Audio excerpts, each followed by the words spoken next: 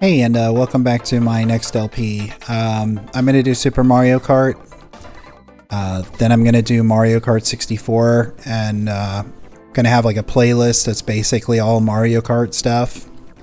We're going to start as Luigi. The way I'm going to do this is I'm just going to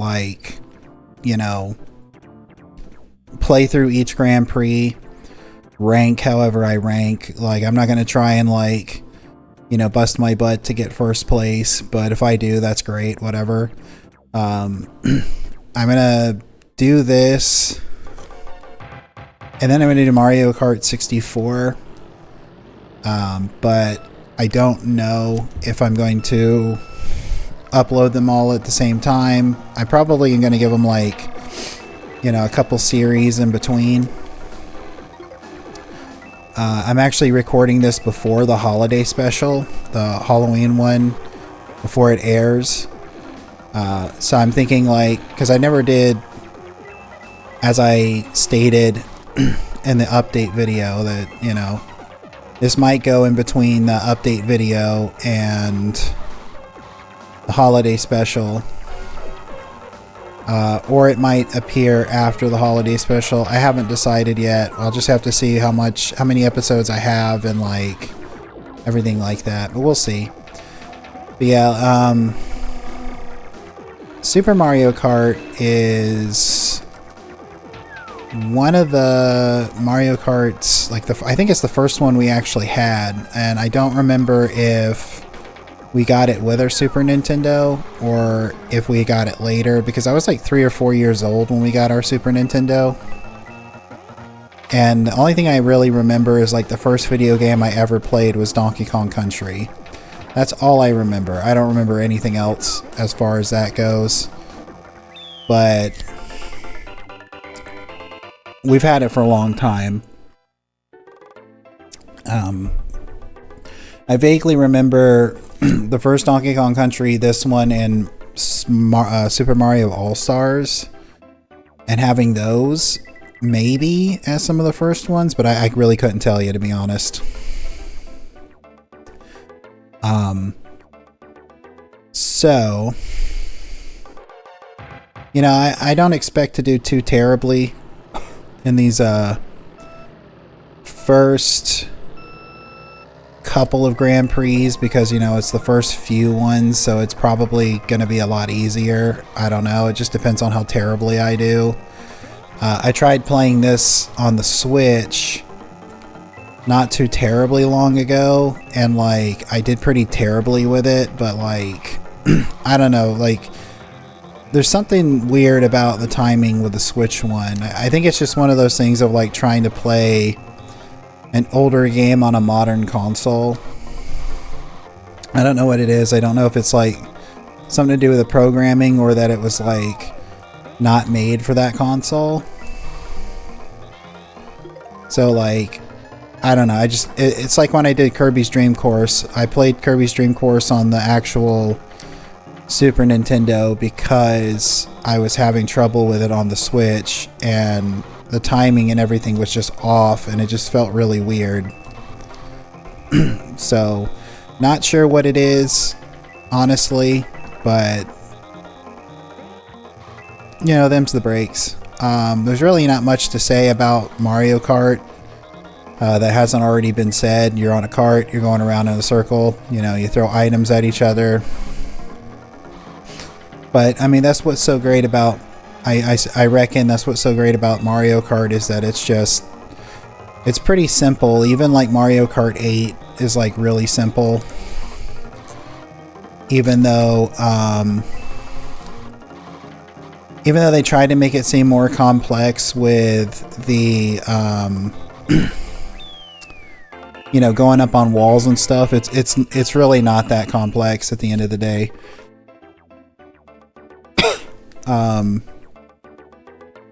It's really not that complex at the end of the day, because at the end of the day, it's just yeah, you're up on a wall, but you're still just driving in a straight line or around a curve or something like that. So, I mean, it's cool, but it's not really not that big a deal, to be honest. If I ever do play 8, it's going to be a long time from now. Because I kind of figure if, like, with Mario Kart, it's not really one I'm going to do all that often because, like, I don't know, it's, like, not really super interesting to watch, I guess. But it's some of the ones I just wanted to play. And when it comes to the Mario Karts, I kind of plan on doing, like I said, after this one, the 64 game, after that one, it would either be Double Dash or the one on the Game Boy Advance. And in my opinion, the Double Dash is the best one. It's the most fun, at least to me. I mean, the whole gimmick is, well, the whole gimmick is that you know, you have two people driving, you know, you're driving the cart and you're using another person, and it's really not much different than other Mario Karts, but it's still pretty fun. I think the best course ever made, Wario's, I don't remember what it's called, Wario's course or something like that, is like the best course in Mario Kart history.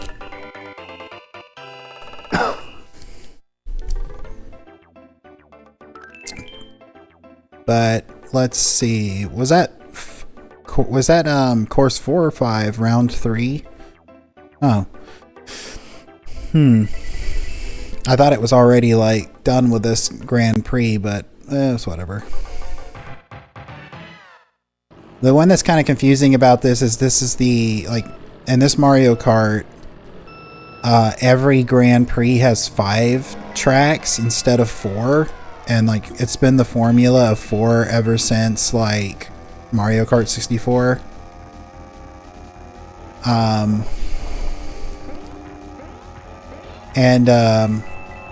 Of course, this is, you know, if you've ever played Super Mario World, you'll know that this is, like, the final boss fight with Bowser's music.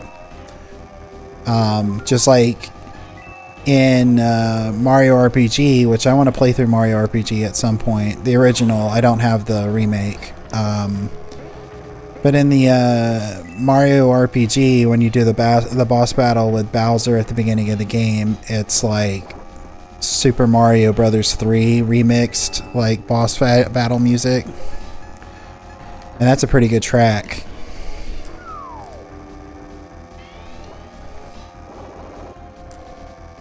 But, yeah, so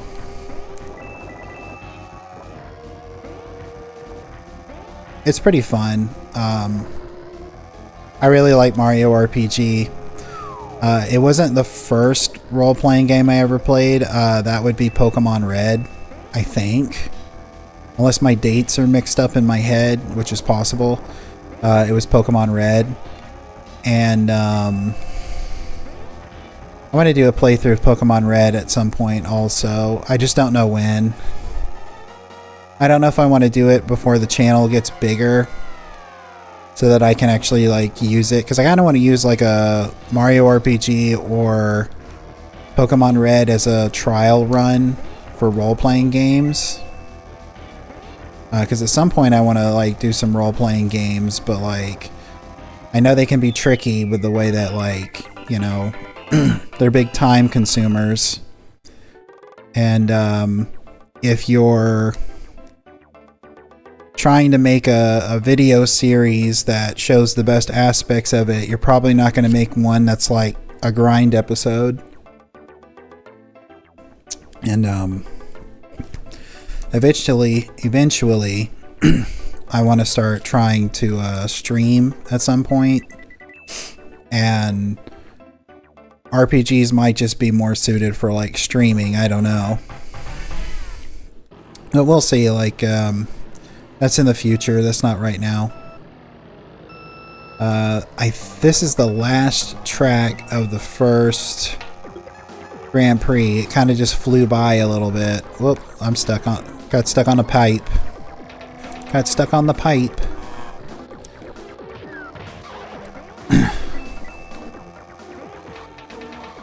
got a little distracted.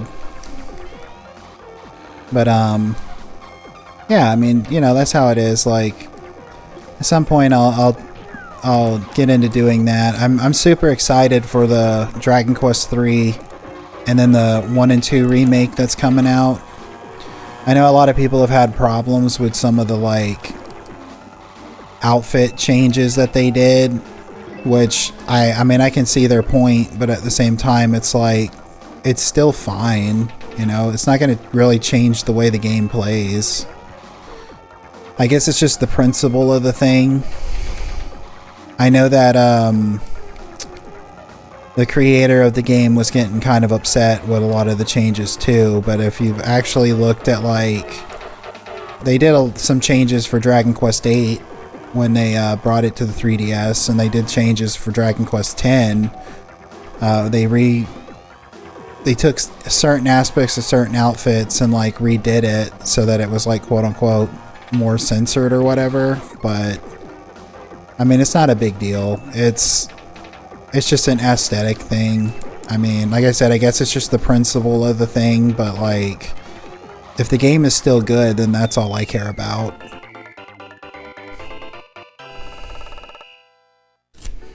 But I'm really excited.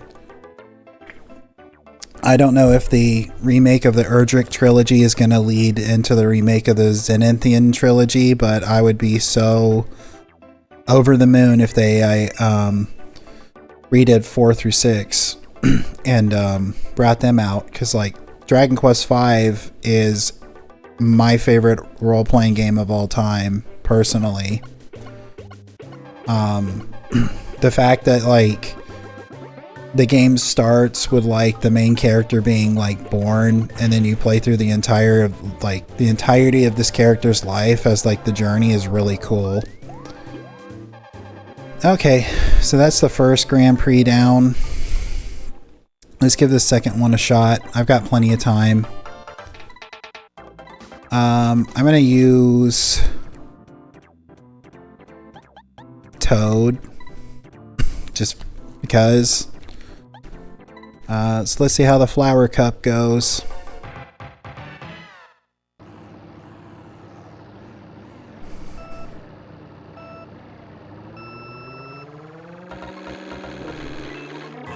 And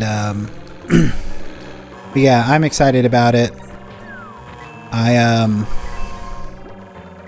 try and get my hands on it when it comes out.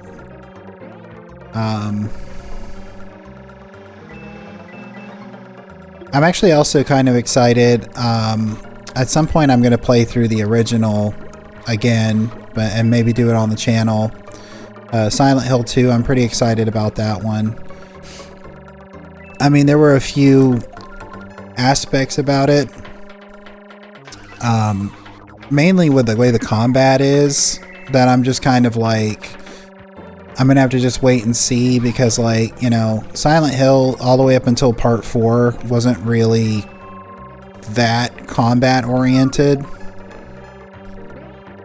It was like more focused on the idea of like, you know, survival horror, which is just like hoard resources and don't use them.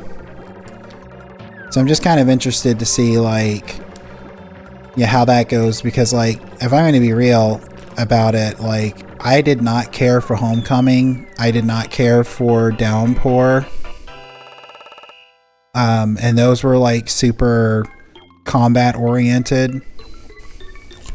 So I'm not really sure how it's going to turn out as far as like the game itself goes, with it being super combat oriented. But I mean, like I said, we'll just see how things look with it when it comes out.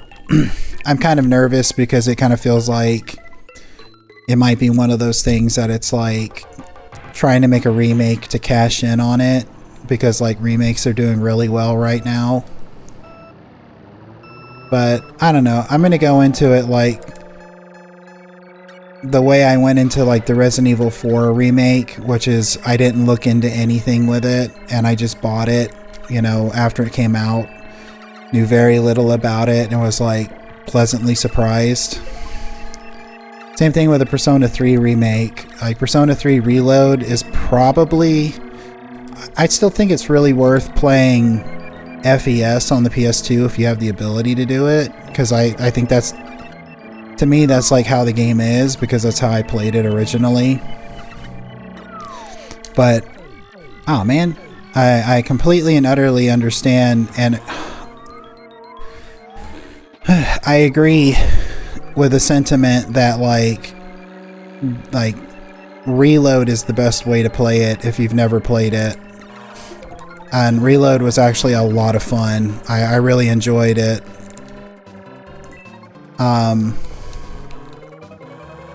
Luigi, get out of here. So I really enjoyed, man, this is a pretty dire situation I find myself in. But anyway, like, yeah, I really liked Reload. I thought it was good.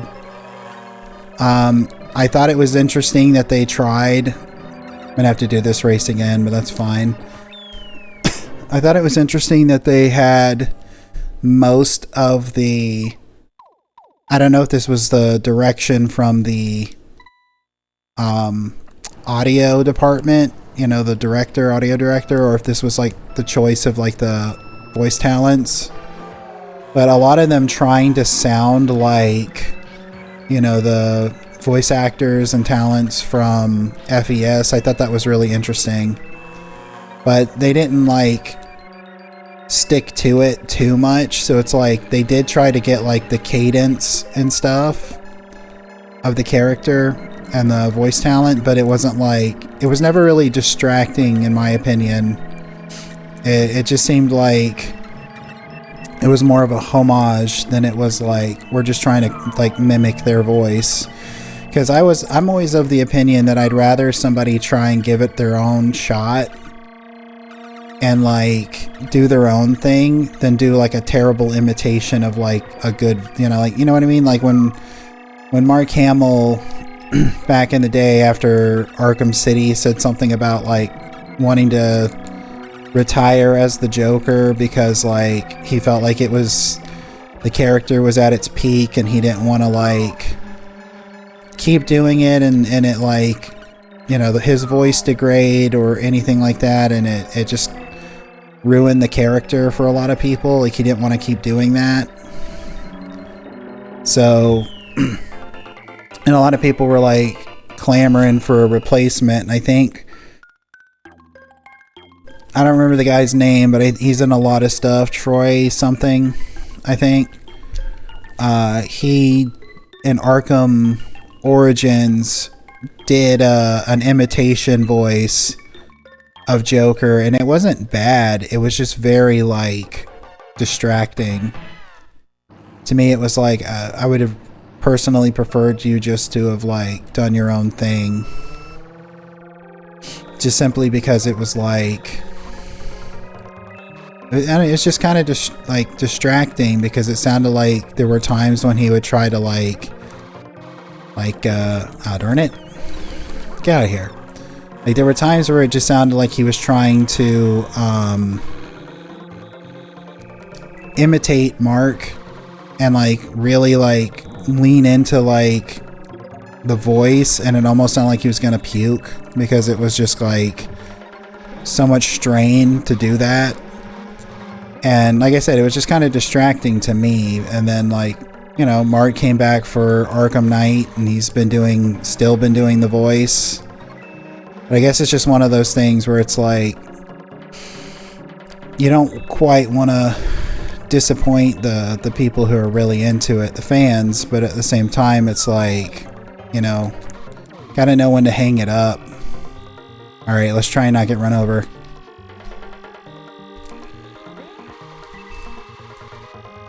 But, does this go away? Does it go away, or do I have to get run over? Okay, there we go. That answered my question. Like I was saying, you know, like sometimes you gotta know when to hang it up, or You know, I've always been a fan of the idea. Like, I usually don't watch a show all the way to its conclusion because, like, I'm kind of like, I'd rather it end while it's still super great and I have a high opinion of it than, like, watch it until it gets run into the dirt. It's like Supernatural. Like, I really liked the show Supernatural. And I watched it up to, I think, season 6. And once season 6 like happened, I watched part of it and I was like, all right, I'm checking out of this. Like, for me, the first 3 seasons were the best, and it's kind of worth ending it at like season 3.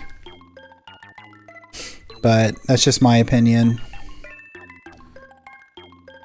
All right, Princess Toadstool. Because this is back when they called her Toadstool before they called her Peach in the US. So, like I said, though, I'm not trying to get first place, but I'm going to try and rank as best as I can. I'm not going to throw it for the sake of throwing it. But, yeah, I mean, like, you know, like I said, that's just my opinion about it. The great thing about it is, like, it doesn't matter what I think about it or what anybody else thinks about it. If you enjoy it, you can still enjoy watching it. If you don't enjoy it, I'm sure there's other things you can tune into. I mean, we live in a 2024. There's enough, like, media and stuff out there that people can fairly easily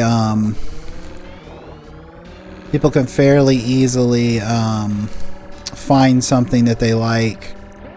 If they don't like what everybody else likes, there's something out there for everybody. And the only person who's gonna keep you from enjoying it is you. So if, like, somebody else's opinion kind of rubs you the wrong way, it's okay to not really care what that person has to say about it. The only time it becomes a problem is if somebody tries to intentionally ruin it for everyone else. You know, if you don't, I don't understand that personally. If you don't like something, I don't understand why you have to get so upset about somebody else liking it. Like, it's okay. It's fine, you know? Like, it's only a game, it's only a TV show or something like that. It's not, like, gonna lead to the downfall of society because, you know, I know some people catastrophize things, but it's like, it's not that bad. It's not that big of a deal. Calm down. But I'm not really gonna dwell on that too much longer. I will just say, though, that, like I said, there's something out there for everybody. If you don't like it, it's perfectly fine if you don't like it, but, like, just, you know, if you don't like it, it's perfectly fine that you don't like it, but, like, why do you need to feel that you need to ruin it for other people? Just, you know, let people have fun, you know? There's already enough, like, problems and stuff out in the world with people,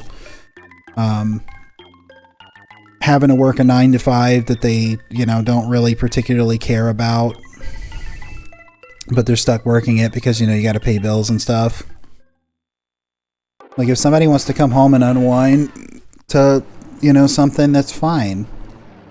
As long as they're not being a menace to society, who cares? Alright, so I'll finish it off with that. Like, I don't want to, like, dwell on that too much because, you know, it's just voicing an opinion, and I don't want to be, I guess, hyperbolic about things, or I don't want to cause, like, you know, somebody to get upset because I said something that they didn't like, which inevitably is going to happen. I recognize that, but at the same time, like I said in Space Station Silicon Valley when I was talking about the thumbnail to that series about designing it, like, I don't want to alienate people. I want my channel to be something that people can come and watch and enjoy. And if it brightens up their day, that's great. I'm happy for that. Like, I'm happy that if they were having a tough day, they can just chill out and watch the video. And even if it's for like 20 minutes, you know, they, dang, calm down, Peach. She really wants to hit me with that mushroom. And, if it's one of those situations that it's like, I just want to make something that can, you know, help somebody relax and feel good about themselves. Like, I don't want to contribute to divisiveness, you know. Did you see that? Mario just matrixed that that turtle. Might have to do a slow-mo replay on that. We'll see.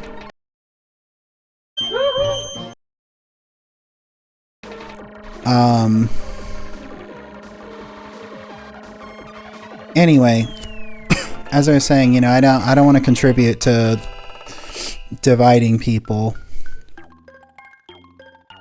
But as soon as the ceremony's done with, I think that's going to be it for this episode. Came in second place, that's fine.